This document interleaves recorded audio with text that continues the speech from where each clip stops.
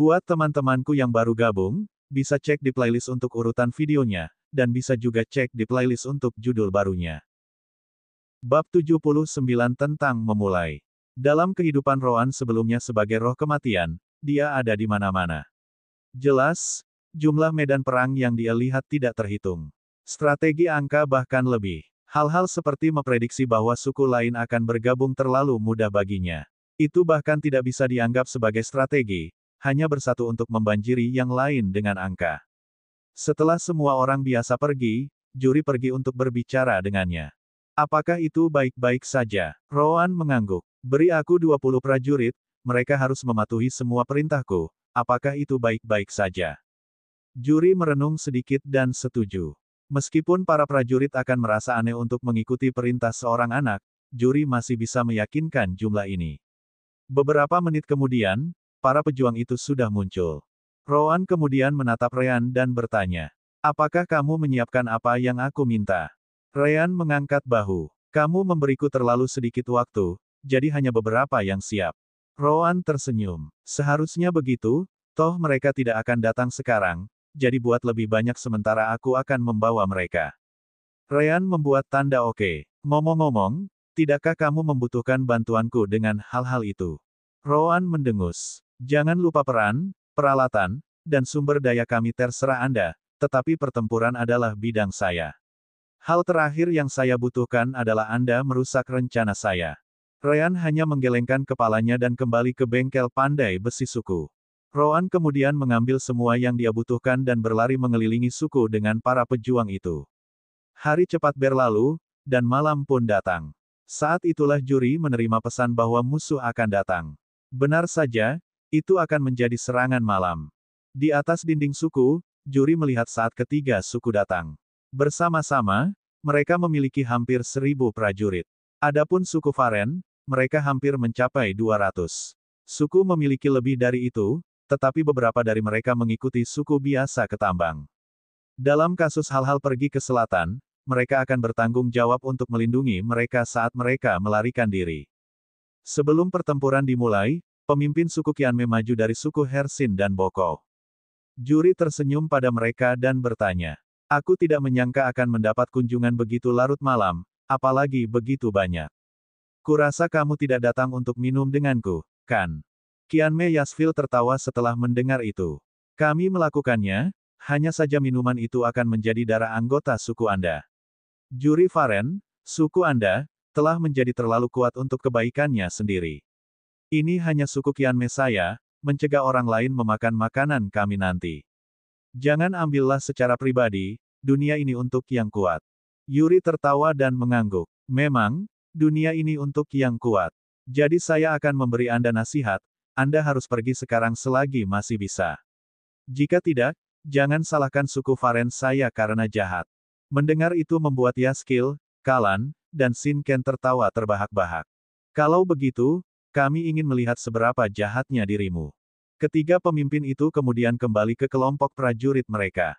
Di sisi suku Faren, juri turun dari dinding dan mendarat tepat di samping Roan. Apakah semuanya sudah siap? Roan mengangguk. Selama prajurit kita tidak melupakan lokasi, itu akan baik-baik saja. Meskipun saya tidak bisa mengatakan bahwa tidak akan ada kematian di pihak kita, Anda harus cukup kuat untuk menangani jumlah ini. Mau tak mau juri merasa terkesan dengan kecerdikan Roan. Semua orang bersiap-siap. Di luar suku Faren, suku mendiskusikan bagaimana mereka harus melakukannya. Kami berdua tidak ingin kehilangan lebih banyak anggota suku. Jadi masing-masing pihak pertama-tama akan mengirim setengah dari kelompok kami untuk pergi bersama. Suku Faren ditempatkan di dekat Gunung Liman, yang ada di selatan, jadi akan mengganggu untuk masuk dari sana, di sana. Kalau begitu, biarkan setiap kelompok menyerang dari utara, timur, dan barat. Apakah ada yang melanggar aturan ini?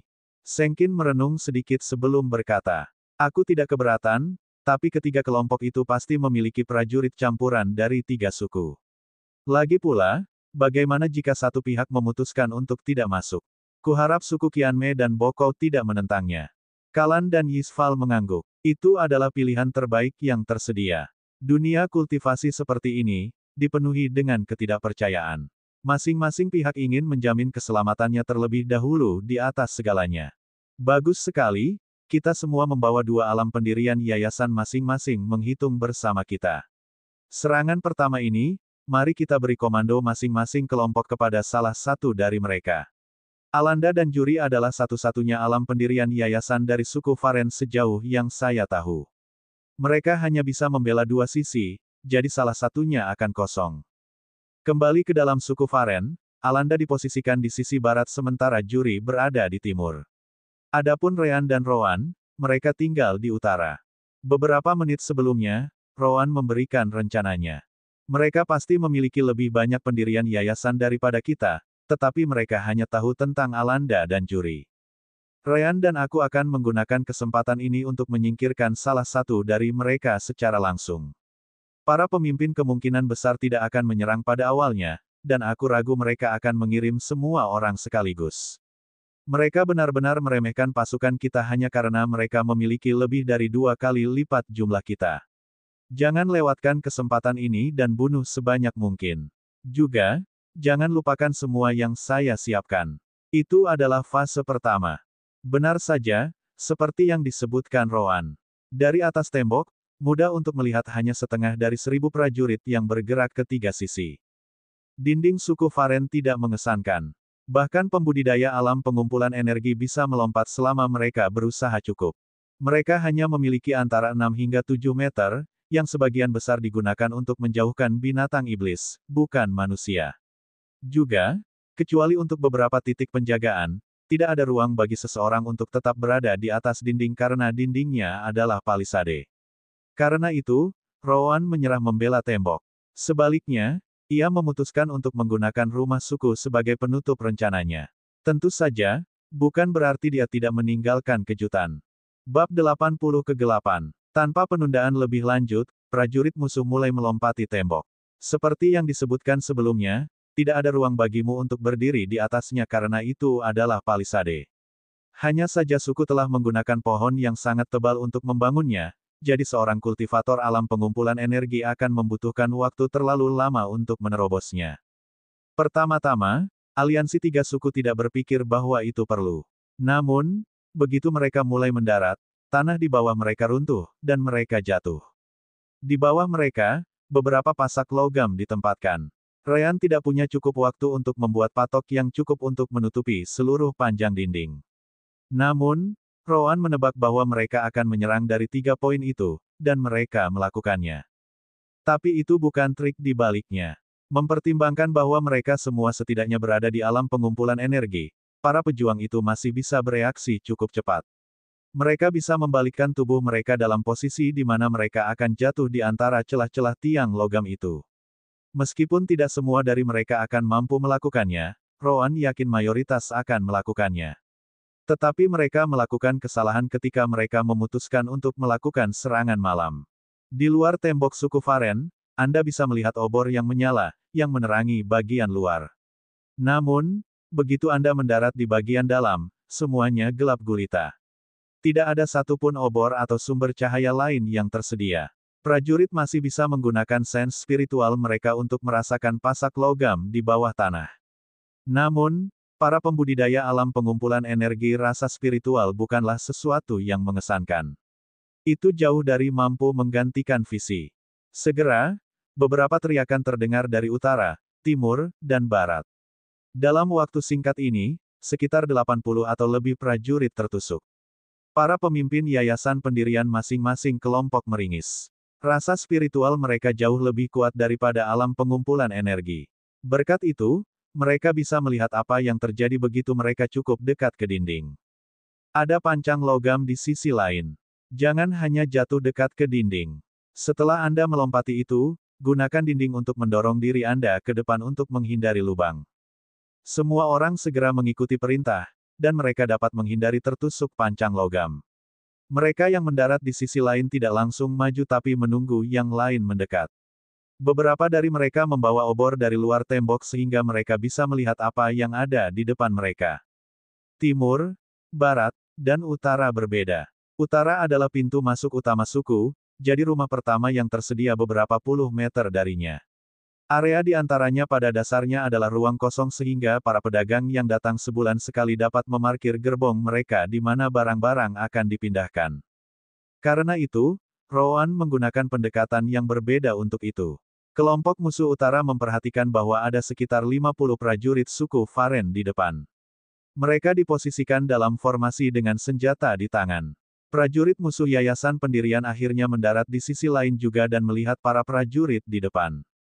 Mereka hanya 50 atau lebih, sementara pasukannya memiliki sekitar 150 prajurit. Meskipun dia kehilangan beberapa untuk taruhan sebelumnya, dia tidak keberatan. Dia kemudian menyebarkan sens spiritualnya ke depan dan memperhatikan bahwa dua pria bernama Alanda dan Juri tidak hadir. Yasvil Qianme telah memberitahu mereka bagaimana penampilan mereka, tetapi keduanya tidak hadir. Hehe, sepertinya kita memenangkan lotre. Kedua belah pihak saling menatap dan tidak bergerak. Setelah cukup banyak prajurit musuh berkumpul, pemimpin mereka memberi perintah. Menyerang. Musuh utara berlari ke depan di lingkungan gelap yang hanya diterangi oleh 10 atau lebih obor yang mereka dapatkan dari luar. Tapi mereka tidak peduli, mereka tidak bisa melihat dengan baik, begitu juga para pejuang suku Faren. Dengan jumlah mereka dan tidak ada pendirian yayasan untuk memberikan dukungan, 50 atau lebih prajurit suku Faren itu akan segera dimusnahkan. Dari belakang prajurit suku Faren, suara kekanak-kanakan juga keluar.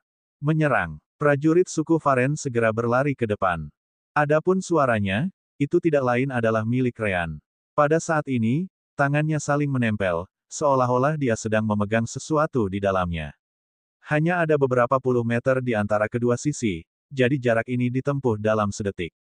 Saat kedua belah pihak akan saling berbenturan, Rean tersenyum dan melompat ke belakang anggota Tribe Warrior-nya. Musuh tidak bisa melihat dengan baik, tetapi ada yang yakin bahwa siapapun yang melompat cukup kecil, seperti anak kecil. Bahkan prajurit Yayasan Pendirian bingung dengan pandangan itu. Tiba-tiba, Rean membuka tangannya di belakang prajurit suku Faren pada saat bentrokan itu. Asteris kilatan. Asteris. Dunia yang hampir gelap gulita tiba-tiba menjadi cerah seolah-olah matahari muncul entah dari mana. Semua mata prajurit musuh yang telah terbiasa dengan kegelapan menjadi buta. Bahkan prajurit musuh Yayasan Pendirian tidak terkecuali. Jelas, itu adalah flash elemen cahaya Rean. Dia telah menggunakan trik ini di masa lalu melawan binatang iblis, dan Rowan memastikan untuk memainkannya lagi. Sekarang Rean berada di alam pendirian Yayasan, orang hanya bisa membayangkan seberapa banyak elemen cahaya yang bisa dia gunakan. Rean terus mengumpulkan elemen cahaya sejak para prajurit mulai melompati dinding, mengompresnya sebanyak mungkin. Semua demi momen tunggal ini. Semua musuh secara naluriah menutupi mata mereka dengan tangan mereka. Adapun prajurit suku Faren, mereka tidak kehilangan kesempatan ini. Prajurit suku Faren membelakangi cahaya, jadi itu tidak terlalu mempengaruhi mereka. Meski terang, mereka masih bisa melihat. Masing-masing dari mereka memiliki senjata baja. Mereka semua telah berkultivasi dengan lebih banyak batu spiritual dalam beberapa tahun terakhir.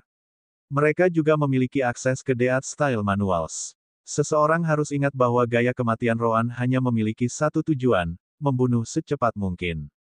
Gunakan setiap kesempatan yang ada untuk memberikan pukulan fatal. Apa yang terjadi setelah itu adalah pembantaian. Dalam sedetik, prajurit musuh di depan dipotong seperti kubis. Prajurit Yayasan Pendirian adalah yang pertama pulih dari kebutaannya dan sangat marah dengan apa yang dilihatnya. Lebih dari setengah bawahannya terbunuh dalam satu bentrokan itu, dan amukan itu tidak berhenti. Tapi saat dia hendak berlari ke depan untuk membunuh semua prajurit suku Faren itu, dia mendengar suara kekanak-kanakan dari belakang. Bukankah seharusnya kamu lebih memperhatikan dirimu sendiri? 3 pedang hitam dan putih muncul dalam pandangannya dalam sekejap. Dia terganggu oleh apa yang terjadi dengan bawahannya sehingga dia tidak menyadari ancaman ini mendekat dengan sens spiritualnya. Pertama-tama, bagaimana anak ini bisa muncul di belakangnya? Tidak ada cukup waktu bagi seseorang untuk mengelilingi kelompok mereka dan mencapai punggungnya. Sayangnya, dia tidak akan pernah tahu jawabannya. Pria itu mencoba mengangkat senjatanya untuk bertahan, tetapi sudah terlambat. Gaya kematian, bentuk ketiga, 3 cakar naga. Desir, desir, desir. Hal berikutnya yang dia tahu, tubuhnya terpotong menjadi 3. Kultivator Realem Yayasan Pendirian pertama sudah mati. Bab 81 Pertempuran Barat. Mengapa Roan muncul di belakangnya begitu cepat? Alasannya sederhana, Roan berada di belakang prajurit musuh sejak awal. Bagian dalam suku Varen diselimuti kegelapan dengan hampir tidak ada cahaya untuk memulai. Dia hanya berbaring di tembok utara dan menggunakan elemen kegelapannya untuk mengubah warna energi spiritualnya. Itu pada dasarnya adalah trik yang sama yang dia gunakan melawan Azure Hyena. Saat itu, Ryan bersama-sama membelokkan cahaya kecil menjauh dari kegelapan. Tapi kali ini, Roan tidak perlu melakukannya karena mereka telah menyiapkan lingkungan menjadi jauh lebih gelap daripada saat itu. Dengan Ryan dan Roan sebagai kultivasi yayasan pendirian Realm dan tidak ada pemimpin, musuh dengan cepat dimusnahkan. Si kembar terus beroperasi di sekitar kelompok musuh, mencegah satu pun dari mereka melarikan diri. Tujuan Roan adalah untuk tidak membiarkan mereka memberitahu pihak luar tentang kehadirannya dan Ryan. Dari sekitar 50 prajurit mereka, hanya 3 yang meninggal, dan 7 terluka. Segera setelah pertempuran ini berakhir, Ryan segera menggunakan elemen cahayanya untuk membantu para prajurit yang terluka pulih. Warriors sangat terkejut dengan kekuatan Ryan dan Roan. Mereka gugup pada awalnya ketika juri menyuruh mereka untuk mengikuti perintah mereka. Untungnya, semua orang mempercayai penilaian juri. Dialah yang membesarkan suku seperti sekarang ini, jadi mereka masih mematuhi perintahnya. Benar saja, melihat bahwa mereka hanya kehilangan 3 prajurit saat membunuh lebih dari 150 membuktikan bahwa juri tidak salah. Adapun Roan, dia segera berlari ketika dia yakin pertempuran itu dimenangkan. Dia pergi ke sisi barat, tempat Alanda bertahan. Sisi barat dan timur tidak memiliki jarak yang sangat jauh antara rumah dan tembok, hanya ada beberapa meter. Karena itu, ada cukup ruang untuk pertempuran terjadi. Roan hanya mengambil 50 dari sekitar 200 prajurit suku Varen, meninggalkan 75 untuk Alanda dan juri. Karena dia dan Ryan adalah penggarap pendirian yayasan, mereka dapat melakukannya dengan jumlah yang lebih kecil.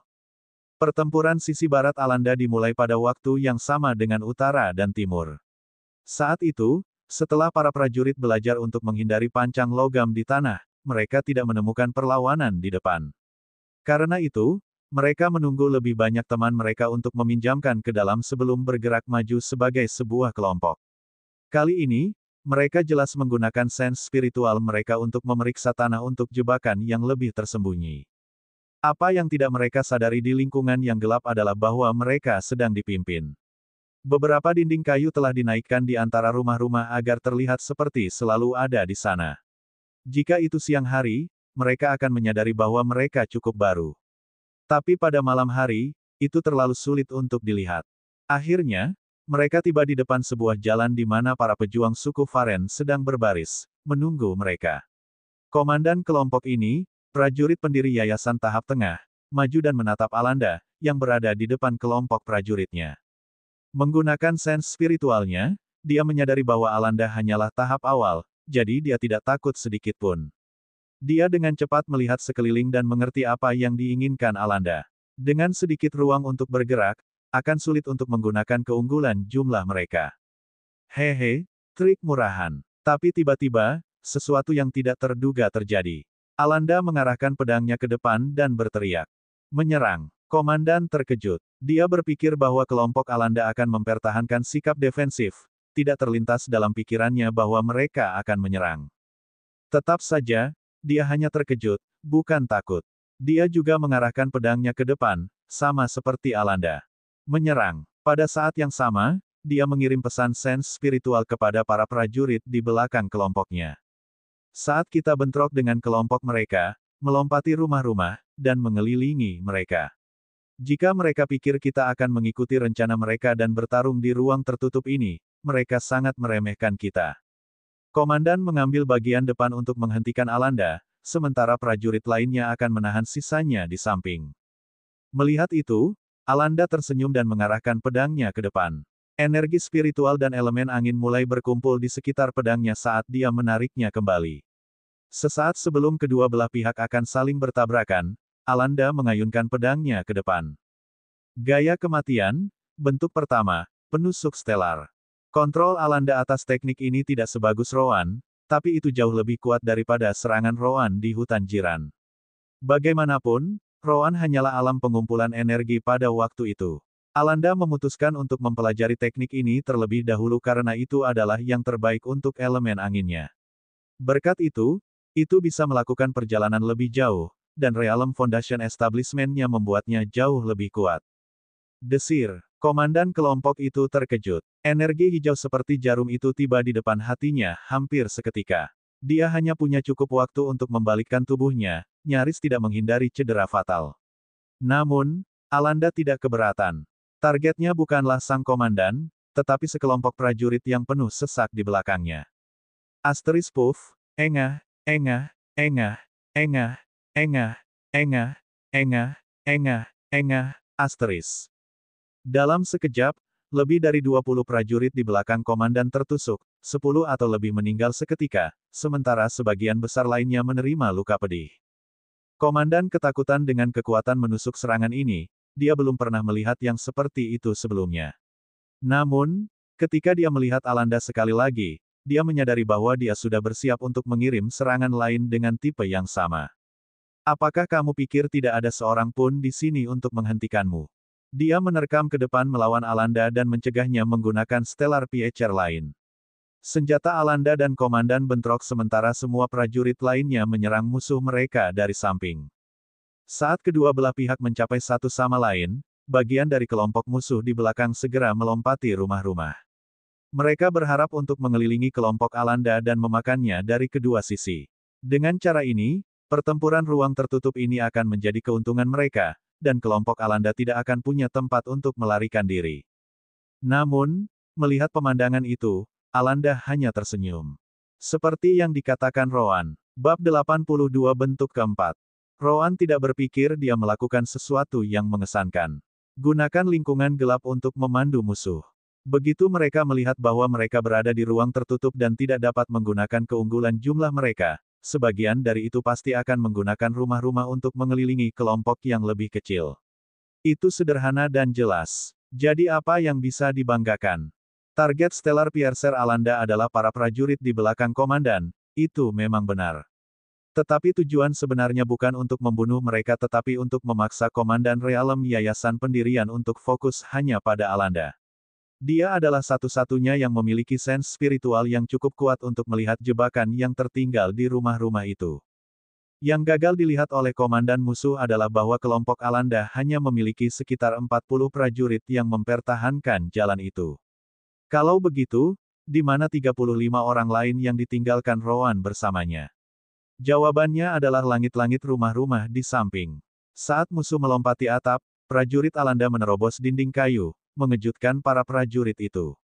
Dalam sekejap, sekitar 30 prajurit musuh lainnya terbunuh oleh senjata baja. Mengingat kematian di lompatan tembok suku, melalui Stellar Piercer, dan atap rumah, pasukan musuh di sisi barat sudah kehilangan 80 atau lebih prajurit. Mereka sekarang memiliki sekitar 100, dan mereka belum membunuh satu pun prajurit dari suku Varen. Tanpa ragu, kerugian mereka sangat menyedihkan. Pertarungan kemudian langsung menjadi keunggulan grup Alanda. Meskipun musuh masih memiliki lebih banyak prajurit, mereka sangat kekurangan di sisi senjata. Satu demi satu senjata dihancurkan oleh senjata Rinse Steel. Tanpa senjata untuk melindungi diri mereka sendiri, satu-satunya pilihan mereka adalah mundur atau dibunuh. Hanya butuh 1 menit bagi tim Alanda untuk mendapatkan keunggulan dalam jumlah, dan pembantaian berlanjut. Komandan musuh sangat marah dengan pemandangan itu, tetapi tidak ada yang bisa dia lakukan untuk itu. Kultivasi Alanda adalah satu tahap di belakang prajurit Realem Pendirian Yayasan Musuh. Namun, baik Alanda dan Juri mendapatkan pedang spiritual yang dibuat oleh Rean, yang beberapa kali lebih baik daripada pedang level rendah biasa. Satu-satunya alasan senjata komandan musuh belum rusak adalah karena energi spiritualnya lebih kuat daripada milik Alanda. Dengan menutupi senjatanya dengan lebih banyak energi spiritual, dia bisa mencegahnya hancur. Tentu saja, senjatanya juga merupakan peralatan spiritual, tetapi kualitasnya jauh lebih buruk. Namun, situasi ini tidak akan bertahan lama. Sebanyak komandan melindungi senjatanya dari senjata Alanda, senjata itu masih retak sedikit demi sedikit. Tidak akan lama sebelum senjatanya benar-benar hancur. Melihat bahwa tidak ada cara untuk menyelamatkan situasi, dia hanya bisa mundur dan meminta bala bantuan dari para pejuang di luar. Mundur. Itu adalah penghinaan yang luar biasa baginya. Dia memiliki lebih banyak prajurit dan kultivasi yang lebih tinggi, tetapi dia masih dipaksa untuk mengucapkan kata-kata itu. Alanda tidak menghentikannya. Sebaliknya, dia berbalik dan berlari di tengah prajurit musuh yang tersisa. Tanpa alam pendirian yayasan untuk menahan Alanda, tempat itu berubah menjadi rumah jagal. Roan sangat langsung tentang rencananya. Bunuh sebanyak mungkin. Kurangi jumlah pihak lain sesuai kemampuan Anda. Melihat Alanda tidak mengejarnya, komandan musuh merasa lebih marah. Dia tidak bisa melawan Alanda karena senjatanya, tapi dia pasti bisa berlari lebih cepat darinya. Dia berharap Alanda mengikutinya sementara prajurit yang tersisa melarikan diri. Namun bertentangan dengan rencananya, Alanda langsung mengabaikannya. Namun, Alanda pasti memperhatikannya. Jika dia kembali, Alanda akan siap. Saat jumlah sekutunya berkurang, dia akan menemukan dirinya dikelilingi oleh prajurit Alanda.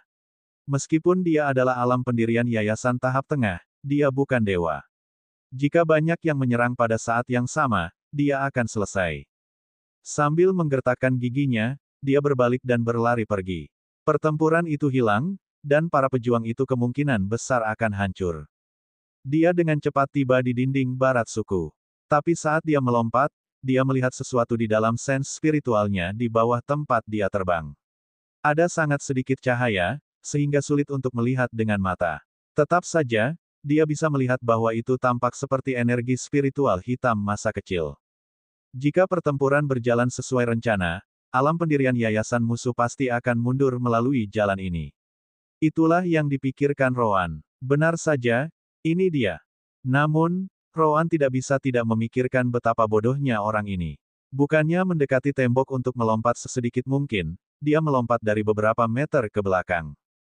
Kemungkinan besar, si idiot ini terbiasa pamer di sukunya, jadi semua yang dia lakukan menarik banyak perhatian. Jika komandan musuh ini telah menunggu untuk lebih dekat ke dinding sebelum melompat, dia akan menyadari kehadiran Roan lebih cepat. Tentu saja, Roan masih yakin bahwa dia bisa memenangkan bentrokan di antara mereka. Rencana awal Roan adalah membuat musuh ini meremehkan penampilan anaknya untuk memberikan pukulan fatal. Tetapi siapa yang mengira bahwa dia cukup bodoh untuk menyerahkan dirinya di piring perak. Ryan, di sisi utara suku, segera menyadari Roan menyerap banyak elemen cahaya melalui koneksi jiwa mereka. Ryan hanya tersenyum setelah merasakannya. Sepertinya dia menemukan targetnya. Roan juga tersenyum ketika dia melihat pria yang melewatinya. Gaya kematian, bentuk keempat, naga melonjak. Roan menggunakan elemen cahaya di kakinya, yang meningkatkan kekuatan hidup dan kekuatan mereka untuk sesaat untuk melompat. Elemen gelap dan terang berkumpul di sekitar pedangnya saat dia melayang melawan komandan musuh di sisi barat. Energi spiritual putih dan gelap Roan mendorongnya lebih cepat. Itu benar-benar seperti naga yang terbang ke langit. Tapi yang benar-benar mengejutkan sang komandan adalah bahwa yang terbang ke arahnya adalah seorang anak kecil.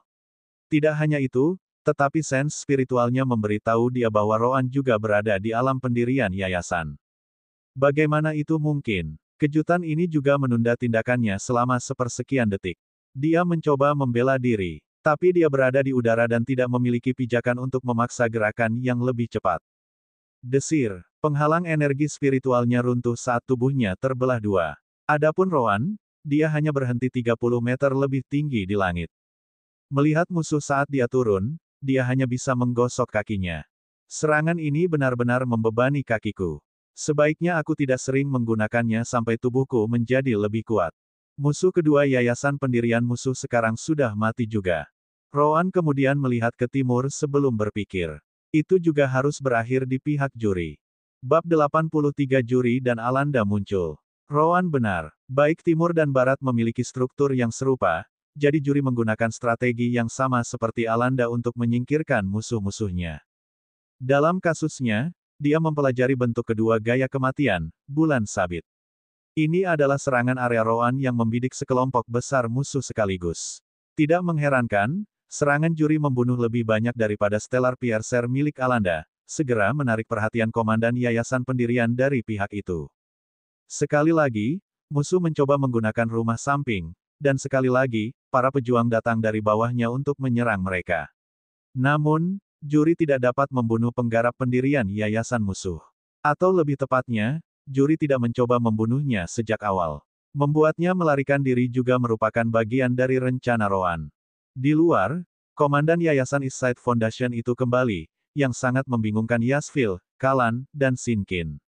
Tidak peduli bagaimana mereka melihatnya, dia kembali terlalu cepat. Tidak lebih dari 10 menit telah berlalu sejak semua pertempuran dimulai, itu seharusnya memakan waktu lebih lama. Kultivator yayasan pendirian ini adalah bagian dari suku Hersil, jadi Sengkin mulai tertawa ketika melihatnya. Hahaha, lihat, dengan Tanka di sana, Eastside sudah pergi. Dia bahkan kembali untuk melapor. Adapun dua komandanmu, mereka masih di dalam. Kalan dan Yasville mendengus. Itu hanya berarti dia memenangkan lotre dan mendapatkan sisi di mana Alanda dan juri tidak hadir. Apa yang bisa dibanggakan? Mengirim pendirian yayasan sambil memimpin kelompok yang lebih besar melawan sekelompok prajurit alam pengumpulan energi sangat mudah. Siapapun di sini akan mendapatkan hasil yang sama. Namun, saat pendirian yayasan itu semakin dekat, ekspresi ketiga pemimpin itu mulai berubah. Dia memiliki luka di sekujur tubuhnya. Senjata di tangannya hampir hancur. Belum lagi dia tampak sangat lelah seolah-olah dia telah melalui pertempuran hidup dan mati. Kebenarannya persis seperti itu. Komandan ini adalah prajurit pendirian yayasan tahap awal, sama seperti juri. Jika bukan karena senjatanya adalah pedang spiritual besar, yang jauh lebih tahan daripada pedang, pedang spiritual juri akan menghancurkannya dengan mudah. Faktanya, juri akan memiliki keuntungan bahkan tanpa pedang spiritual Rean itu. Bagaimanapun, dia adalah seorang praktisi dari gaya kematian dan telah berada di tahap awal yayasan pendirian Realem lebih lama lagi. Pria itu kemudian jatuh ke tanah sebelum mengeluarkan kata-kata berikutnya dari mulutnya. Mati, mereka semua mati. Seluruh kelompok sisi timur kami benar-benar musnah. Kami benar-benar tidak punya kesempatan. Apa? Ekspresi tiga pemimpin menjadi gelap. Jelaskan apa yang terjadi sekarang. Ketika mereka mendengar komandan itu menjelaskan apa yang terjadi, mereka mulai memiliki firasat buruk. Sejauh ini, kedua belah pihak juga belum mengirim siapapun untuk melapor. Saat itulah mereka ingat untuk melihat cahaya terang di North Side sebelumnya. Namun, mereka tidak terlalu peduli tentang itu karena mereka tidak merasakan kekuatan penghancur yang datang dari cahaya itu. Pada saat itu, mereka hanya mengira itu adalah trik yang digunakan oleh juri dan para prajuritnya. Tidak bagus, kita harus pergi melihatnya. Tapi sebelum mereka bergerak, mereka mengeluarkan suara keras dari titik penjagaan tembok utara. Apakah Yasville dan teman-temannya ada di sana? Yasville merasakan hawa dingin di punggungnya saat dia melihat ke arah suara itu. Benar saja, juri yang berbicara. Tidak hanya itu, Alanda juga ada di sisinya. Apa artinya itu? Jika mereka ada di sana, itu berarti tidak ada lagi pertempuran yang terjadi di dalam suku mereka, 500 prajurit mereka yang dikirim sebelumnya benar-benar musnah. Yasville, Kalan, dan Sengkin kemudian maju ke depan.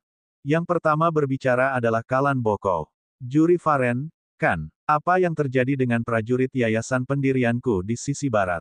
Juri tersenyum dan menatap Alanda. Alanda, jelas, memahami niatnya dan melangkah maju. Oh, apakah Anda berbicara tentang orang ini? Alanda kemudian melemparkan kepala ke tanah, tepat di depan Kalan. Melihat kepala prajurit pendirian yayasan tahap tengah, Kalan merasakan sakit di hatinya. Setiap prajurit tingkat ini sangat berharga untuk suku berukuran menengah. Belum lagi dia juga kehilangan lebih dari 150 prajurit alam pengumpulan energi. Aku minta maaf soal itu. Dia terlalu lemah. Rean dan Rowan, jelas, juga hadir. Namun, mereka tetap di balik dinding, hanya mendengarkan percakapan. Rowan, menurutmu apa yang akan mereka lakukan? Rowan merenung sedikit sebelum berkata. Aku akan mengatakan ada kemungkinan 50% dari kedua suku itu mundur, mengakhiri aliansi mereka dengan suku Qianme. Itu sebabnya aku meminta untuk membiarkan Yayasan Eastside Foundation melarikan diri. Aku ingin dia memberitahu mereka bahwa kami mengeluarkan kekuatan mereka sementara hampir tidak ada prajurit di pihak kita. Bukankah mereka akan melakukan yang sebaliknya dan menyerang untuk membalas dendam untuk mereka? Itulah bagian yang tidak bisa aku prediksi dalam pertarungan ini. Seberapa besar mereka menghargai harga diri mereka sendiri atas kesejahteraan suku mereka. Perasaan manusia adalah hal yang aneh, sulit diprediksi. Logika mengatakan bahwa mereka harus mundur dan memotong kerugian mereka, dan itulah yang saya harapkan juga. Semua akan tergantung pada bagaimana juri memainkan kartu yang saya berikan kepadanya. Tentu saja, jika mereka memutuskan untuk datang, kami lebih dari siap untuk mereka. Kalan Boko menatap kepala komandannya dan sangat marah. Namun, apa yang dikatakan Rowan juga membebani pikirannya. Dia mendengar laporan Komandan Hersil dan mengerti bahwa suku Faren belum kehilangan banyak sampai sekarang. Jadi bisakah mereka benar-benar mengalahkan suku Faren ini? Bahkan jika mereka bisa, berapa biaya untuk suku Boko-nya? Namun, orang yang merasa paling buruk saat ini adalah Yasvil Qianmei. Dia mengerti bahwa aliansi ini berisiko bubar. Suku Hersil dan Boko akan baik-baik saja karena mereka berasal dari wilayah lain. Tetap saja, Hersilnya berada di wilayah yang sama dengan suku Faren, dan merekalah yang bertanggung jawab atas perang ini. Dia harus meyakinkan kedua orang itu untuk mengakhirinya. Bab 84 Negosiasi. Kalan, Sengkin, apakah kamu benar-benar akan membiarkan ini pergi? Jadi bagaimana jika dua pembudidaya Yayasan Pendirian Realem meninggal? Mereka semua berada pada tahap awal dan tengah, tetapi kami bertiga berada di tahap akhir. Jika kita melakukan ini bersama-sama, kita masih bisa menjarah mereka dari semua yang mereka miliki. Namun, jika kita mundur sekarang, kita akan menjadi bahan tertawaan di wilayah selatan. Suku berukuran menengah tidak bisa melenyapkan suku berukuran kecil. Apakah itu benar-benar tidak apa-apa? Dengan kalian berdua, juri, di sisi lain, mulai tertawa. Berukuran kecil. Jika Anda ingin mempercayainya, maka biarlah. Namun, saya menanyakan ini kepada Anda. Jika Alanda dan saya hanya dua, dan kami bertarung di sisi timur dan barat, siapa yang membunuh penggarap pendirian yayasan yang masuk melalui utara? Mata Kalan dan Sengkin terbuka lebar. Betul sekali, Alanda dan juri tidak bisa berada di dua tempat pada waktu yang bersamaan. Dan mereka tidak percaya bahwa pendirian yayasan akan gagal melarikan diri bahkan jika dia dikelilingi oleh para pembudidaya alam pengumpulan energi. Belum lagi bahwa Northside seharusnya memiliki lebih banyak prajurit, jadi dikepung bukanlah pilihan dalam teori. Dia mencoba menipumu. Mereka pasti memainkan beberapa trik yang membunuh Komandan Northside. Kalau tidak, mengapa hanya Alanda dan juri yang muncul di sini saat ini? Di mana, pembantu, yang membunuh Komandan Northside itu? Juri tertawa sekali lagi setelah mendengar itu. Bukankah itu sudah jelas? Selama kamu tidak tahu siapa dia, kamu harus membagi perhatianmu setiap saat. Saat kamu lengah. Juri berhenti berbicara pada saat itu, tetapi maksudnya jelas untuk dilihat semua orang. Baiklah. Kalau begitu, ayo lakukan. Suku Hersil dan suku Boko berasal dari luar wilayah kami, jadi kamu tidak perlu takut akan pembalasan dari pihak kami. Sebenarnya, suku Farenku juga tidak akan mengejar masalah ini terhadapmu. Mengapa Anda tidak memotong kerugian Anda di sini dan kami berpura-pura itu tidak pernah terjadi? Apapun yang terjadi dengan Faren dan suku Qianmei kami di masa depan tidak akan ada hubungannya dengan Anda. Kalan mendengus sebelum bertanya, dan mengapa kita harus melakukan itu? Sejauh ini, hanya kata-kata Anda yang kami dapatkan dan tidak ada bukti bahwa Anda benar-benar dapat menangani kita semua bersama-sama. Kami telah kehilangan terlalu banyak, baik dalam sumber daya maupun wajah. Kami tidak bisa hanya mundur lagi. Yasvil Qianmei menghela nafas lega. Sepertinya mereka masih ingin mengambil alih suku Faren. Namun, juri terus saja tertawa. Hahaha, baiklah. Sebagai bukti niat baik, suku Faren kami akan memberikan masing-masing 50 pedang baja kepada suku Hersil dan Boko. Jika Anda tidak tinggal di gua dalam 1 tahun terakhir, Anda pasti tahu tentang kami pedang baja. Faktanya, pendirian yayasan di sana dapat membuktikan kekuatan mereka. Juga, juri kemudian mengangkat pedangnya, yang membuat komandan yang melawannya berkeringat dingin. Dia mengambil kesempatan ini dan dengan cepat mengirim pesan sens spiritual kepada 3 pemimpin. Itu adalah pedang, yang hampir menghancurkan gada spiritualku dan tidak mengalami kerusakan apapun. Mata Sengkin, Kalan, dan Yasvil terpaku pada pedang itu. Juri memperhatikan bahwa perhatian mereka tertangkap dan melanjutkan. Aku akan mengirim salah satu pedang ini bersama dengan pedang baja ke suku Hersil dan Bokomu. Ini akan menjadi hadiah tambahan dari suku Faren kami, cara untuk membuktikan niat baik kita. Bagaimana? Mata Kalan dan Sinkin menjadi cerah. Mereka tahu pedang baja, tapi sekarang terlalu sulit untuk didapatkan. Suku Varen hanya menempatkan begitu banyak setiap bulan, dan bahkan ada antrian bagi mereka yang menginginkannya. Mendapatkan 50 pedang baja dan bahkan pedang khas spiritual yang aneh itu pasti akan meningkatkan kekuatan mereka dengan banyak. Yasvil segera menyadari keyakinan Kalan dan pemimpin suku Hersil goyah. Kamu tidak bisa serius mempercayainya, kan? Kamu menyerang sukunya dan membunuh beberapa prajurit mereka. Bisakah pertumpahan darah seperti itu benar-benar dilenyapkan dengan mudah? Aku tidak percaya begitu. Selain itu, setelah kita membersihkan mereka Tribe, semua senjata baja mereka akan menjadi milikmu sejak awal, bukankah itu lebih baik? Kalan dan Hersil mulai merenungkan apa yang akan lebih baik. Kedua belah pihak memiliki ide yang sangat menarik. Mundur dan percaya bahwa suku Varen akan menepati kata-kata mereka. Atau serang dan kemudian ambil semuanya untuk diri mereka sendiri. Tapi dalam hal itu, tidak ada jaminan kemenangan. Tetapi pada saat inilah dua tekanan energi spiritual kuat muncul dari balik tembok suku Varen. Itu segera menarik perhatian Kalan dan Sengkin. Perasaan spiritual mereka tidak bisa pergi cukup jauh untuk melihat kultivasi apa yang dilepaskan oleh tekanan spiritual itu atau penampilan mereka. Namun, mereka dapat mengatakan bahwa mereka tidak lebih lemah dari diri mereka sendiri. Itu berarti siapapun mereka berdua, mereka mungkin berada di level yang sama dengan diri mereka sendiri.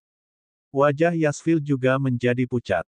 Satu-satunya hal yang mempertahankan aliansi ini adalah fakta bahwa mungkin, suku Varen benar-benar tidak memiliki pembudidaya yayasan pendirian lainnya. Namun, dugaan ini segera dihancurkan. Mereka memang memiliki prajurit yayasan pendirian lainnya, dan dua pada saat itu. Setelah merenung sebentar, Sengkin dan Kalan saling mengangguk. Jelas bahwa memaksakan masalah ini akan sangat merugikan suku mereka. Bahkan jika mereka menang sekarang, mereka tidak dapat menjamin bahwa mereka dapat membunuh bagian lain dari prajurit pendirian yayasan. Jika keempatnya memutuskan untuk bergabung dengan suku lain sebagai imbalan atas bantuan balas dendam mereka, mereka dapat memikirkan beberapa suku yang dengan senang hati akan menerima mereka. Pada saat itu, suku mereka akan hancur jika mereka harus melawan begitu banyak yayasan sekaligus dan sendirian. Juri Varen, suku Hersil dan Boko kami menerima tawaran Anda. Kami akan mengirim utusan untuk membahas rute perdagangan dan mengambil pedang dalam beberapa hari. Kami harap Anda akan menepati janji. Juri tertawa sementara tekanan spiritual yang datang dari belakangnya menghilang. Sangat baik. Juri kemudian berbalik dan kembali ke dalam suku. Jelas, dia tidak akan mendistribusikan pedang baja sekarang karena mereka mungkin memutuskan untuk menyerang karena mereka sudah ada di sini. Jadi dia akan mengirim mereka beberapa hari kemudian juga. Adapun suku Qianmei, Juri sama sekali tidak takut mereka menyerang sukunya lagi. Mereka akan mengirim diri mereka sendiri ke kematian mereka jika mereka melakukannya. Last but not least, membalas dendam pada suku Qianmei bukanlah sesuatu yang bisa dia putuskan saat ini. Bab 85 saatnya pergi. Benar saja, suku Qianmei mundur bersama suku Hersil dan Boko. Yasvil Qianmei mencoba segalanya untuk meyakinkan mereka untuk berjuang sampai akhir, tetapi Kalan dan Sengkin sama sekali menolak untuk melanjutkan. Itu adalah satu hal dengan hanya dua yayasan, tetapi empat adalah cerita lain. Setelah berita bahwa suku Varen memiliki 4 pembudidaya yayasan di bawah Panji menyebar, mereka akan dianggap sebagai suku menengah. Berkat itu tidak akan terlalu memalukan setelah kekalahan mereka diketahui. Selain itu, mereka tidak pergi tanpa apa-apa. Meskipun kerugian mereka besar, mereka masih memiliki banyak pejuang di suku mereka. Pedang baja akan memberikan dorongan besar untuk prajurit yang tersisa. Belum lagi mereka, para pemimpin, akan mendapatkan salah satu pedang khas spiritual dari suku Varen itu. Saya merekomendasikan agar pemimpin suku Yasvil menemukan cara untuk meminta maaf. Gelombang suku Varen akan tak terbendung mulai sekarang. 500 prajurit dimusnahkan sementara mereka nyaris tidak mengalami kerugian. Jelas bahwa apa yang mereka miliki bukan hanya prajurit pendirian yayasan itu, atau senjata baja. Sengkin kemudian melihat Tanka, satu-satunya yayasan yang selamat dari serangan itu. Tanka, katakan padanya apa yang kamu katakan padaku. Tanka mengangguk dan kemudian menjelaskan. Setiap prajurit dari suku Varen jauh lebih kuat dari kita. Aku tidak berbicara tentang kultivasi, tetapi keterampilan bertarung. Terutama yang memiliki pedang, ilmu pedang mereka benar-benar kejam. Pertahanan mereka juga kedap air. Aku tidak bercanda ketika saya mengatakan bahwa setiap alam pengumpulan energi di tengah mereka bisa melawan setidaknya dua dari kita sendirian dan mungkin masih berakhir sebagai pemenang.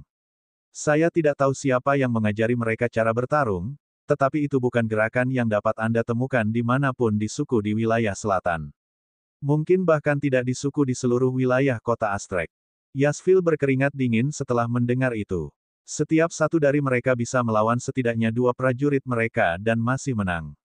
Memang, itu bukan sesuatu yang hanya bisa dilakukan oleh peralatan. Namun, Yasvil tidak mau menyerah. Dia kehilangan pendirian yayasan hari ini, kehilangan sekitar 170 prajurit juga. Yang terburuk, dia tidak mendapatkan kompensasi seperti Hersil dan suku Boko. Terlalu sulit untuk menelan kerugian seperti itu dan masih harus meminta maaf. Kalan Boko dan Sengkin Hersil tidak peduli. Mereka mengatakan apa yang harus mereka katakan. Apapun yang diputuskan Yasvil untuk dilakukan di masa depan adalah masalahnya, bukan mereka. Kembali di suku Varen, juri memanggil semua prajurit. Setelah dia naik ke atas panggung, Alanda, Ryan, dan Rowan mengikuti. Para prajurit memandang Ryan dan Rowan dengan mata bersinar. Keduanya masih anak-anak berusia 9 tahun, tetapi mereka sudah sekuat ini. Jika mereka terus seperti itu, suku akan lebih makmur. Tidak ada kecemburuan di mata mereka. Keduanya bertarung di sisi mereka dan menyelamatkan banyak rekan mereka, tidak ada yang lebih dari kekaguman saat ini. Juri kemudian melihat semua orang sebelum berkata. Seperti yang sudah kalian semua ketahui, Ryan dan Rowan juga berada di alam pendirian yayasan. Aku menyembunyikannya dari kalian semua sehingga suku kami dapat menyimpan kartu truf di bawah lengan kami. Benar saja, kartu truf ini bekerja dengan sangat baik, dan kami menunjukkan kepada orang-orang itu terbuat dari apa suku Varen kita. Wow, semua orang berteriak pada kata-kata juri. Meskipun mereka kehilangan beberapa rekan mereka, mereka mati saat melindungi suku. Di dunia suku, mati saat berjuang untuk suku dianggap suatu kehormatan. Menangis atas tubuh mereka hanya akan dianggap tidak sopan. Suku harus memperingati kemenangannya dan memberi para pejuang itu semua kemuliaan yang pantas mereka dapatkan. Baiklah, panggil semua orang kembali dari pertambangan. Besok, kami akan memberikan penguburan yang layak kepada para pejuang yang meninggal hari ini. Setelah itu, kami akan merayakan kemenangan kami dengan pesta untuk menghormati kenangan mereka. Juri terus berbicara untuk beberapa saat lagi sampai akhirnya, anggota suku yang bersembunyi ditambang kembali dan mulai membantu membersihkan medan perang. Rowan juga memiliki beberapa prajurit yang bekerja dengannya sebelumnya untuk bergerak bersama mereka untuk mengeluarkan jebakan tersembunyi yang telah dia siapkan. Itu seharusnya digunakan dalam fase kedua rencananya jika perang berlanjut, tetapi pada akhirnya, itu tidak ada gunanya. Juri kemudian memanggil Ryan dan Rowan ke rumahnya. Sesampainya di sana, mereka memperhatikan bahwa Alanda juga hadir. Tidak hanya itu, Hamarlia dan Turen juga ada di sana. Si kembar tampaknya tidak terkejut. Kurasa sudah waktunya bagi kita untuk pergi, iya. Juri memandang Rowan, terkejut, tetapi dia segera ingat siapa yang dia bicarakan juga. Hamarlia, bagaimanapun, segera memeluk mereka berdua. Dia tahu bahwa mereka berada di yayasan pendirian, dan suku membutuhkan bantuan mereka dalam perang ini. Namun, dia tidak bisa membantu tetapi merasa khawatir. Hanya setelah melihat bahwa mereka baik-baik saja, dia akhirnya santai. Adapun Turen, dia merasa sangat bangga. Juri memberitahunya apa yang Ryan dan Rowan lakukan untuk suku selama perang ini, jadi bagaimana mungkin dia tidak melakukannya. Tetapi mereka juga mendengar apa yang baru saja dikatakan Rowan. Apa maksudmu dengan waktu untuk pergi? Rowan memandang juri, menunggu dia menjelaskan. Akan sulit baginya atau Ryan untuk melakukan itu tanpa bantuan juri. Juri, tentu saja, mengerti niatnya. Setelah perang hari ini, keberadaan Ryan dan Rowan pasti akan diketahui. Sangat memalukan untuk mengatakan ini, tapi suku kita tidak memiliki cara untuk melindungi mereka. Meski begitu, aku tidak punya pilihan lain selain mengirim mereka pergi. Itu juga untuk kebaikan mereka sendiri bahwa saya melakukannya. Hamarlia dan Turen terkejut. Kalau begitu, aku juga pergi. Ryan tersenyum dan memegang tangan ibunya. Maaf, ibu, tapi kamu tidak bisa. Hamarlia segera menegurnya. Kamu bocah, apa yang kamu katakan pada ibumu? Jika saya mengatakan saya pergi, maka saya akan pergi. Akhiri diskusi. Namun, Rowan juga menolaknya. Ryan benar. Jika kita sendiri, kita akan baik-baik saja, tetapi jika kita harus mengalihkan perhatian kita untuk melindungi Anda, kemungkinan sesuatu terjadi pada Anda atau kami jauh lebih tinggi. Ibu, Anda datang dengan kami hanya akan membuat hal-hal yang lebih berbahaya. Hamarlia kemudian menatap Turen, seolah memintanya melakukan sesuatu. Namun, Turen malah menatap Juri. Bisakah pemimpin suku memberi kita penjelasan? Yuri tersenyum dan mengangguk. Dia kemudian menjelaskan segala sesuatu tentang kekuatan yang mengendalikan wilayah mereka dan kekuatan menakutkan Ryan dan Rowan. Pada akhirnya, Turen dan Hamarlia hanya bisa menerima hasil itu. Itu memang jauh di luar jangkauan suku Varen mereka. Jangan khawatir. Daripada menunggu salah satu kekuatan itu datang, aku akan meminta si kembar bergabung dengan mereka. Jika kita melakukan itu, mereka akan bisa datang ke sini untuk mengunjungimu dan bahkan membawa lebih banyak perlindungan ke suku kita. Ini pasti hasil yang terbaik. Turen hanya bisa bertanya. Pemimpin suku berbicara tentang tentara keluarga kerajaan, sekte, dan suku besar. Kemana Anda akan mengirim mereka? Juri tertawa setelah mendengar itu. Untuk sekte, tentu saja. Untuk lebih spesifik, sekte yang menguasai wilayah tempat kami tinggal, sekte Dalamu. Babak 86 berangkat. Juri kemudian mulai menjelaskan sedikit lebih banyak tentang sekte Damalu. Seperti yang saya sebutkan sebelumnya, kota Astrek kami terletak di timur laut negara Jialin. Tidak hanya itu, tetapi sangat dekat dengan perbatasan pada saat itu. Meskipun sekte Dalamu juga berada di sisi timur laut, mereka jauh lebih dekat ke tengah.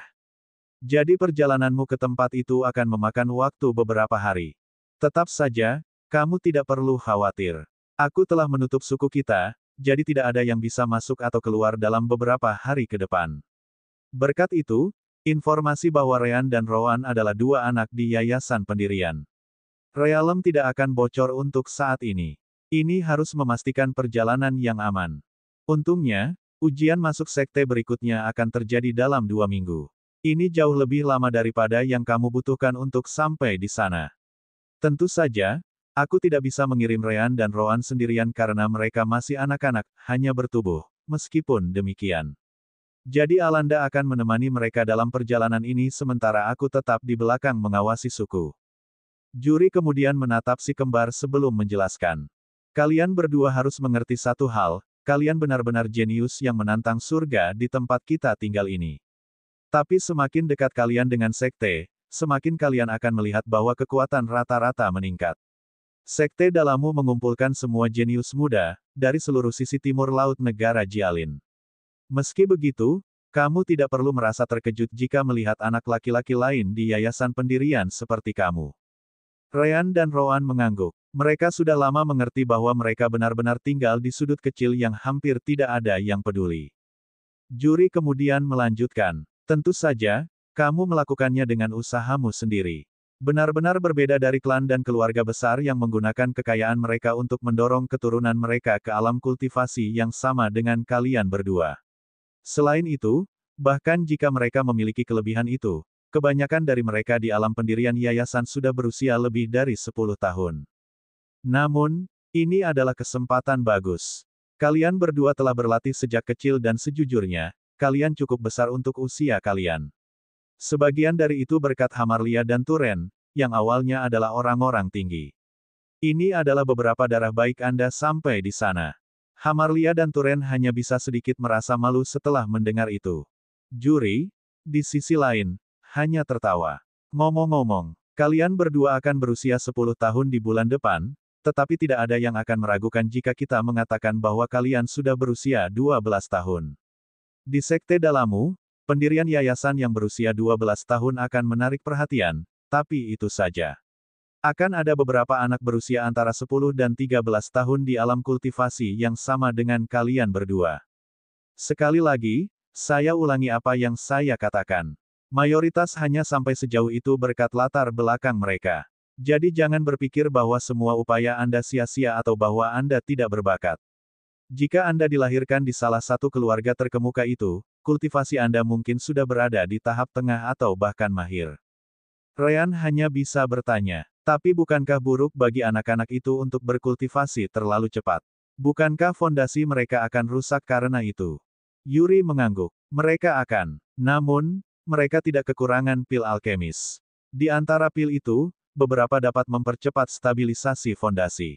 Yang lain dapat memperkuatnya. Bagaimanapun, saya kira Anda mengerti mengapa mereka tidak perlu takut berkultivasi terlalu cepat. Sejujurnya, saya benar-benar tidak tahu bagaimana Anda mendapatkan fondasi yang kokoh setelah tiba di yayasan pendirian begitu cepat. Suku kami tidak memiliki apapun yang dapat membantu Anda dengan itu. Petik 2. Jelas. Itu karena aku. Jelas, Juri tidak mendengar komentar Sister Orb. Batuk. Kami punya trik. Juri tidak mempermasalahkan itu dan melanjutkan. Hanya karena kamu melihat banyak anak seusia di dunia yang sama dengan kamu, bukan berarti kamu berada di level yang sama. Aku benar-benar percaya bahwa kamu tidak lebih lemah dari mereka. Ngomong-ngomong, ayo kembali ke usiamu. Katakan saja bahwa kamu berusia 12 tahun untuk menghindari kecurigaan yang tidak perlu. Adapun sisanya, kamu dapat melakukan cara yang kamu inginkan. Tidak mungkin kamu tidak akan menarik perhatian karena kamu telah melakukannya. Bagaimanapun, elemen terang dan gelap dan bakat. Anda mungkin juga menunjukkan sedikit kekuatan Anda yang sebenarnya untuk mendapatkan posisi yang baik di sekte. Tetap saja, jangan melebih-lebihkan. Kalian berdua tidak memiliki latar belakang, jadi tidak baik untuk membuat semua anak bangsawan muda itu cemburu padamu. Si kembar mengangguk. Itu adalah bagaimana mereka berniat untuk melakukannya. Baiklah, kamu harus tinggal bersama orang tuamu malam ini. Aku akan menyuruh kalian berdua pergi besok pagi. Alanda kemudian menatap Juri dan bertanya, bagaimana dengan topik lain itu? Ah, itu benar. Juri tersenyum pada si kembar sebelum berkata, aku akan mengirim Ina Malaka dengan kalian berdua juga. Apa? Jelas? Keduanya terkejut setelah membesarkan itu. Mengapa kamu melakukan hal seperti ini? Kami tidak dapat menjamin keselamatan kami sendiri, apalagi keselamatannya. Yuri mengangguk. Aku tahu. Tapi setelah perang terakhir, pasti akan ada banyak penyelidikan. Karena itu, segera yang lain akan melihat perbedaan dalam kecepatan kultivasi Malaka juga. Karena itu masalahnya, aku mungkin akan mengajaknya bergabung. Sekte Dalamu. Jangan khawatir, dia sudah cukup tua, dan dengan kalian berdua di sana, dia tidak akan dicuci otak untuk melupakan suku kita. Ryan dan Roan hanya bisa meringis. Mereka tidak bisa menolaknya karena apa yang dikatakan Juri itu benar. Meninggalkan Malaka di sini mungkin lebih berbahaya baginya. Selain itu, bergabung dengan sekte dengan bakatnya memang akan menjadi pilihan terbaik karena suku Varen hanya bisa berbuat banyak untuk masa depannya. Ryan menghela nafas dan akhirnya mengangguk. Baiklah. Lagi pula Malaka sudah menjadi adik bagiku. Roan tidak mengatakan apa-apa, tetapi dia juga tidak menolaknya. Tentu saja, Ryan tahu bahwa Roan juga merasakan hal yang sama dengannya. Juri kemudian berbicara dengan semua orang sebentar sebelum mengirim mereka kembali. Bagaimanapun, dia masih harus berbicara dengan keluarga Ina Malaka. Keesokan paginya, Alanda sudah menunggu di depan suku. Segera Ryan dan Roan tiba, dengan Malaka menjadi yang terakhir. Jelas, orang tua mereka juga ada di sana untuk mengirim mereka pergi. Setelah banyak air mata ibu mereka, Ryan, Roan, dan Malaka pergi bersama Alanda. Tujuan, Sekte Dalamu. Bab 87 Kota Majorias. Alanda, Ryan, dan Roan semuanya berada di yayasan pendirian, sehingga mereka dapat menjaga ritme perjalanan mereka. Namun, Malaka masih berada di tahap tengah dari alam pengumpulan energi, jadi mereka harus berhenti beberapa kali agar dia bisa beristirahat. Malaka telah mengikuti perintah Roan dan benar-benar berhenti berkultivasi selama setahun, jadi dia mulai lagi baru-baru ini. Ada pilihan untuk menggendongnya, tapi ketiga pria itu langsung menolaknya. Lebih banyak gerakan fisik baik untuknya dan diri mereka sendiri juga. Kelompok itu mampir di kota untuk tidur semalaman. Ryan dan Roan mendapat satu kamar sementara Alanda mengambil satu kamar lagi dengan Malaka. Malam itu, si kembar sekali lagi memasuki alam dimensi permata jiwa. Sudah beberapa waktu sejak mereka mendapatkan poin takdir yang cukup untuk membeli tulang panter, tetapi baru saja, mereka memutuskan untuk melanjutkannya. Sister Orb, Berapa banyak destiny point yang kita dapatkan setelah memenangkan perang suku itu? Tentu reputasi suku kita akan berubah sepenuhnya begitu berita itu menyebar, kan? Biarkan saya periksa di sini, itu tidak terlalu buruk. Anda mendapat 20 poin takdir dari itu. Oh, betul sekali. Uhuk-uhuk. Selamat, tuan rumah. Setelah kemenanganmu. Baiklah, Rowan, kita memiliki lebih banyak poin takdir sekarang, jadi mari kita ambil tulang panter itu. Ryan memotong ucapan Sister Orb tanpa ampun. Faktanya, jika dia tidak melakukan itu, Rowan pasti akan melakukannya. Bagus. Sister Orb, tukar poin untuk kita. Kurung siku buka koma kurung siku tutup. Kamu tidak menyenangkan. Ngomong-ngomong, kamu memiliki 105 poin takdir secara total. Setelah mendapatkan Panter Bones, akan ada 55 left. Apakah Anda mengkonfirmasi pembelian Anda? Si kembar menjawab bersamaan. Ya, segera. Ryan dan Rowan merasa di tanah lagi. Proses perubahan kualitas tulang sangat menyiksa. Namun, mereka tahu bahwa itu lebih dari sepadan. Saat si kembar berkerut kesakitan di tanah, perubahan itu secara bertahap terjadi. 30 menit kemudian, mereka akhirnya selesai. Baik Ryan dan Rowan meneteskan air mata ketika mereka selesai, apa yang menurut Sister Orb cukup lucu. Dua orang dewasa, salah satunya berusia bertahun-tahun yang tak terhitung jumlahnya. Tetap saja, Anda tidak bisa menahan sedikit rasa sakit. Betapa memalukan. Kata Orb yang tidak tahu apa itu rasa sakit. Aku tahu apa itu. Oh, silakan, ceritakan lebih banyak tentang itu. Melihat satu orang dewasa bermain heavy metal sementara yang lain menunjukkan beberapa adegan porno selama ujian afinitas. Itu adalah hal yang sangat menyakitkan untuk ditonton. Si kembar segera merasa di tanah. Apalagi Ryan, dan wajah Rowan menjadi merah pada saat itu. Batuk, batuk. Itu adalah percobaan. Ya, kami hanya menguji tingkat konsentrasi satu sama lain. Tentu, apapun yang Anda katakan. Ryan dan Rowan segera meninggalkan alam dimensi permata jiwa setelah itu. Mereka tidak punya wajah untuk melihat Sister Orb lagi. Setelah itu, mereka saling memandang, dan sepertinya mereka mencapai kesimpulan yang sama. Meremehkan Sister Orb bukanlah hal yang baik. Ngomong-ngomong, besok, saat kita melanjutkan perjalanan, kita bisa menguji bagaimana tulang panter yang baru ini. Setelah membersihkan diri, mereka pergi tidur juga. Ryan dan Rowan bisa saja memilih Spiritual Sense Absorption Upgrade Level 1 dari daftar hadiah. Dalam jangka panjang, itu akan memiliki pengembalian yang lebih baik. Tapi mereka memilih Panter Bones sehingga mereka bisa mendapatkan dorongan kekuatan yang lebih baik dalam jangka pendek. Mereka tidak tahu apa yang diharapkan dari ujian masuk sekte ini, jadi mereka merasa itu adalah pilihan yang lebih aman. Keesokan harinya, kelompok itu di jalan lagi. Ryan dan Rowan mengambil kesempatan itu untuk menguji perubahan di tubuh mereka. Mereka berlari, menggunakan teknik, berdebat antara mereka dan Alanda, Del. Pada akhirnya, mereka mencapai kesimpulan bahwa tulang panter meningkatkan kekuatan tubuh mereka 10% lagi. Itu setengah dari apa yang diberikan tulang kera kepada kita. Sister Orb, apakah ini benar? Bukankah tulang panter seharusnya lebih baik? Tidak ada yang salah dengan itu. Semakin jauh Anda masuk ke suatu jalan, semakin sulit jadinya. Asal tahu saja, hanya ada 2 level lagi dari peningkatan tulang. Setelah itu, Anda akan mencapai hasil maksimal yang dapat ditawarkan sistem. Namun, Anda masih dapat memperkuat tubuh Anda setelah itu dengan sumber daya dari dunia kultivasi. Hanya saja Anda perlu menemukannya sendiri. Ryan dan Rowan mengangguk. Itu memang masuk akal. Misalnya, kultivasi semakin sulit semakin jauh Anda melangkah, jadi pengurangan bonus tulang berada dalam logika ini. Sekte Dalamu terletak di selatan kota Masjoria, lebih tepatnya 300 km jauhnya. Itu dibangun di Gunung Spiritual Dalamu, yang memberi nama sekte. Itu adalah titik di mana banyak energi spiritual surga dan bumi berkumpul. Bahkan di kota Masjoria pun bisa merasakan perbedaannya. Tentu saja, kota tidak mungkin dibandingkan dengan gunung karena letaknya yang sangat jauh.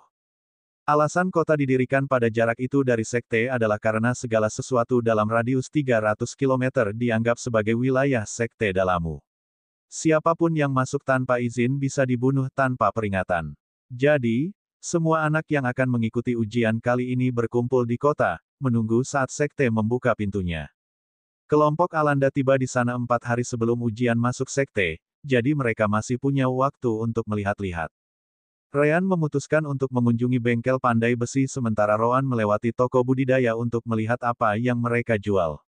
Rowan lebih tertarik pada manual keterampilan senjata mereka, untuk lebih spesifik. Dalam perang suku terakhir, dia mengerti bahwa tidak ada seorang pun di sana yang menggunakan keterampilan. Mereka semua mengandalkan kekuatan kasar dari energi spiritual mereka. Itulah satu lagi alasan mengapa rencana Rowan bekerja dengan sangat baik. Malaka juga ingin pergi ke suatu tempat sendirian, tetapi Alanda dengan cepat menahannya. Kenapa aku tidak bisa pergi? Kamu membiarkan Ryan dan Rowan bersenang-senang, tetapi selalu membuatku di belakang. Itu karena mereka tahu apa yang mereka lakukan, berbeda darimu. Ketika kamu bertambah tua, kamu akan dapat melakukan hal yang sama. Itu tidak adil. Hahaha. Ini pelajaran pertama yang akan kuberikan padamu sekarang setelah kau keluar dari suku. Dunia ini tidak adil. Alanda kemudian menatap Malaka dengan ekspresi serius dan bertanya. Ngomong-ngomong, kamu tidak lupa apa yang kita bicarakan, kan?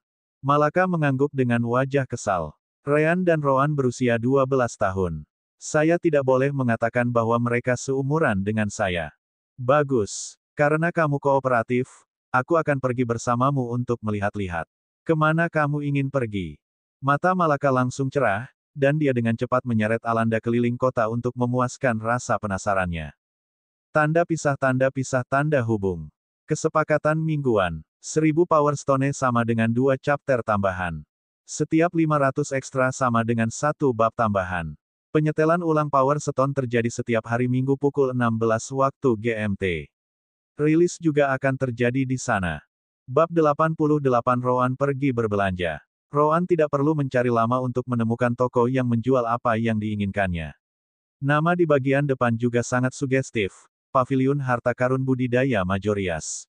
Itu adalah bangunan raksasa 7 toko yang dekat dengan pusat kota. Dari apa yang tertulis di luar, tempat itu memiliki hampir segalanya, harta karun, teknik kultivasi, sumber daya kultivasi, manual keterampilan, apa saja.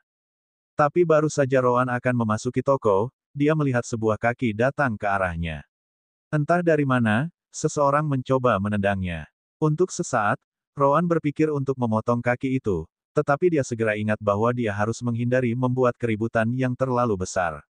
Tentu saja, dia juga tidak akan membiarkannya begitu saja. Karena itu, dia hanya meninju. Asteris retakan. Asteris. Arreggggh. Segera, semua orang melihat ke arahnya. Ternyata penjaga di depan toko melihat bagaimana Rowan berpakaian. Rowan tinggal di suku Varen sampai sekarang, jadi pakaiannya sangat biasa. Secara pribadi, Rowan tidak peduli. Bahkan jika dia berjalan telanjang, dia tidak akan peduli. Berkat itu, dia tidak pernah memperhatikan penampilannya. Penjaga yang mencoba mengusirnya melihat pakaian itu dan mengira dia pengemis. Ini adalah toko bergengsi di kota Majorias, jadi bagaimana mereka bisa membiarkan Rowan masuk untuk mengganggu pelanggannya? Sayang sekali, penjaga itu benar-benar memilih orang yang salah untuk diganggu. Kamu anak nakal. Penjaga lain melihat kaki temannya patah dan marah. Tanpa meminta penjelasan apapun, dia segera melepaskan kekuatannya dan menyerang Rowan tanpa ampun. Dia benar-benar berencana untuk membunuhnya. Dia mengeluarkan pedangnya dan dengan cepat menebasnya dengan niat untuk memotong kepala Rowan.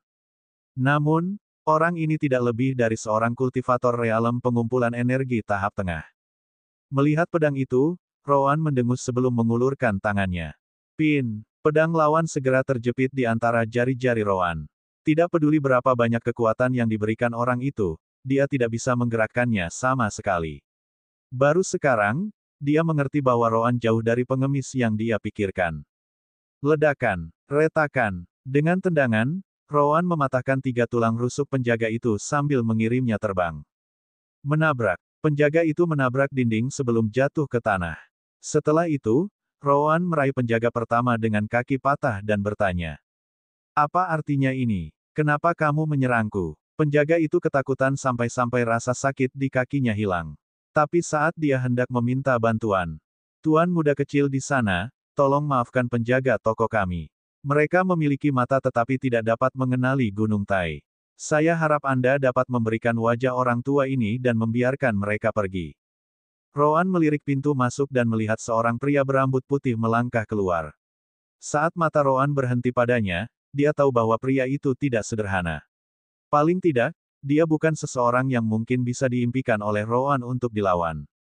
Rowan kemudian menunjukkan senyum dan membiarkan penjaga itu pergi. Karena teman ini datang untuk meminta maaf, saya jelas akan membatalkan masalah ini. Tetap saja, saya tidak tahu bahwa toko kota akan menendang pelanggannya. Saya berasal dari suku kecil di tempat terpencil, jadi saya minta maaf jika ini adalah milik kota, bea cukai. Orang tua itu tertawa terbahak-bahak setelah mendengar itu.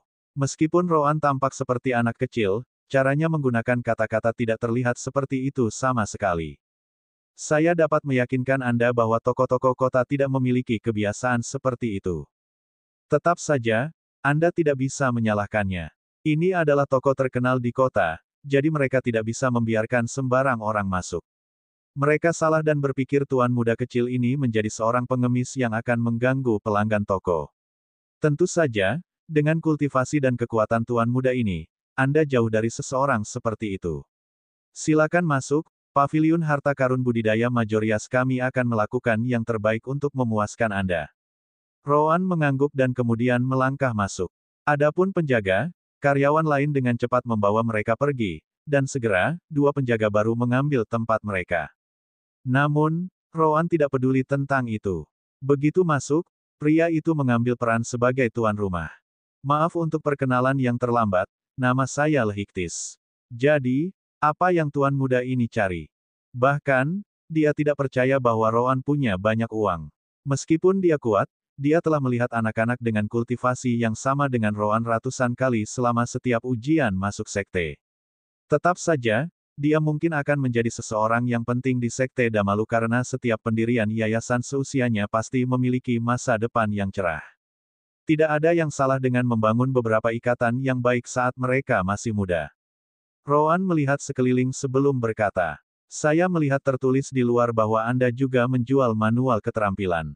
Saya ingin tahu apakah Anda memiliki keterampilan yang lebih baik daripada yang saya gunakan. Le dengan cepat mengangguk. Kami memang memiliki banyak dari mereka untuk dijual. Tetapi jika Anda ingin membandingkan, saya perlu melihat tuan muda ini menggunakan milik Anda sekali. Rowan merenung sedikit dan mengangguk. Bangunan itu memiliki banyak ruang, jadi dia bisa menggunakan salah satu keahliannya di udara untuk dilihat Le. Rowan tidak mengambil pedang khas spiritualnya. Sebagai gantinya, dia menggunakan pedang kayu yang sering dia bawa. Itu pada dasarnya digunakan untuk mengajar anak-anak di suku Faren. Selama perjalanan ini, dia menggunakannya untuk melawan Ina Malaka beberapa kali. Rowan berjalan ke ruang kosong sebelum menunjukkan salah satu keterampilan yang dia kembangkan. Dia tidak menggunakan elemen cahaya rean kali ini karena itu hanya demonstrasi, jadi warna rambutnya tidak berubah ketika dia menyerang. Gaya kematian, bentuk ketiga, 3 cakar naga. Asteris desir, desir, desir. Asteris. 3 pedang hitam identik menyerang 3 titik berbeda di udara. Ketika Le melihat itu, senyumnya langsung menghilang. Yang tersisa hanyalah ekspresi terkejut. Dia berada di tahap tengah dari alam formasi inti, tapi dia tidak bisa membedakan mana yang nyata bahkan dengan sense spiritual superiornya. Tidak, ketiga pedang itu nyata. Hanya saja keduanya terbuat dari energi spiritual dan elemental. Mungkin, 2 energi yang agak lebih lemah dari yang kayu. Tetap saja, mereka memiliki banyak kekuatan serangan karena aku tidak bisa melihat perbedaan di antara mereka sebelum serangan itu berakhir. Melihat mata manajer, Rowan sedikit banyak mendapatkan jawaban yang diinginkannya. Tetap saja, dia bertanya untuk berjaga-jaga. Apakah kamu memiliki sesuatu yang lebih baik dari itu? Le memandang Rowan sebelum menghela nafas. Beberapa keterampilan pedang kami mungkin setara dengan milikmu, tapi aku ragu mereka akan lebih kuat.